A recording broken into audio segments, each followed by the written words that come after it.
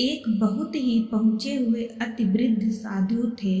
वे एक जगह नहीं रुकते थे, जहाँ मन लगा वहीं धूनी भी लगा ली। वे घूमते घूमते एक नगर में पहुँचे। एक छायादार पेड़ के नीचे उन्होंने अपनी धूनी जमा ली। साधु की धूनी के सामने ही एक वेश्या का निवास था।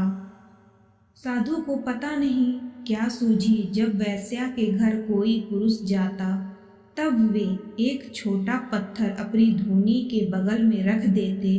इस तरह कुछ ही समय में पत्थरों का ढेर लग गया। एक दिन घर से बाहर निकलती हुई वेश्या को साधु ने टोका और अपने पास बुलाकर कहा, पापिन, देख अपने बुरे कर्मों का यह पहाड़। अरे दुष्ट, तूने इतने पुरुषों को भ्रष्ट किया है जितने इस ढेर में पत्थर हैं। तू तो नरक की भोगी होगी। वेश्या भय से कांपने हुए रोने लगी। साधु के सामने पृथ्वी पर सिर रखकर गिड़गिड़ाते हुए बोली, महाराज, मेरे पापों से उद्धार का मार्ग बताएं। मैं अक्षरतः उसका पालन करूंगी। साधु अत्यंत क्रोधित स्वर में बोले, तेरा उद्धार तो हो ही नहीं सकता। यहाँ से अभी चली जा। तेरा मुख देखने के कारण मुझे आज उपवास करके प्रायश्चित करना पड़ेगा। वेश्या दुखित हृदय के साथ वहाँ से चली गई। अब दिन प्रतिदिन उसे अपने बुरे कर्मों का पश्चाताप हो रहा था। वह निरंतर प्रार्थना करती थी कि उसके पापों के लिए ईश्वर उसे क्षमा करे। इसी पश्चाताप में एक दिन उसके प्राण निकल गए।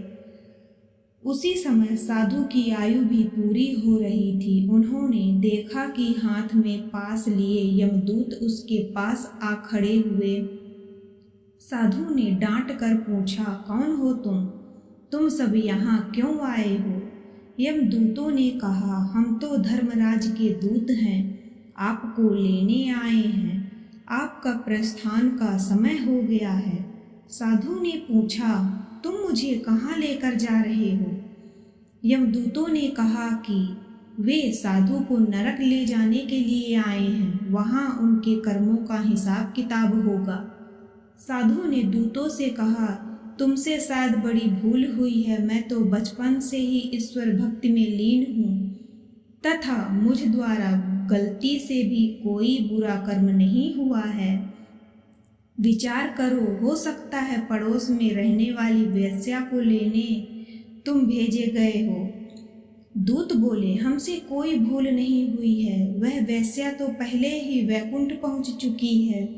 आपने बहुत तपस्या की है, परंतु वेश्या के पापों की गिनती करते हुए आप निरंतर पाप चिंतन ही तो किया करते थे और इस मृत्यु काल में भी आप पाप चिंतन ही तो कर रहे थे।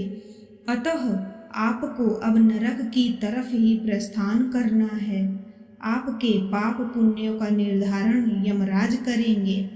साधु के वश की अब बात नहीं थी। उन्हें यमदूत अपने पास में बांध कर ले गए। अतः मित्रों, हमें इस कहानी से यही सीख मिलती है कि दूसरों की हमेशा बुराई नहीं तलाशनी चाहिए, अपने आप पर ध्यान देना चाहिए। यदि कुछ बुराई दिखती भी है तो सामने वालों को सुमार्ग में लाने का प्रयास अवश्य करना चाहिए।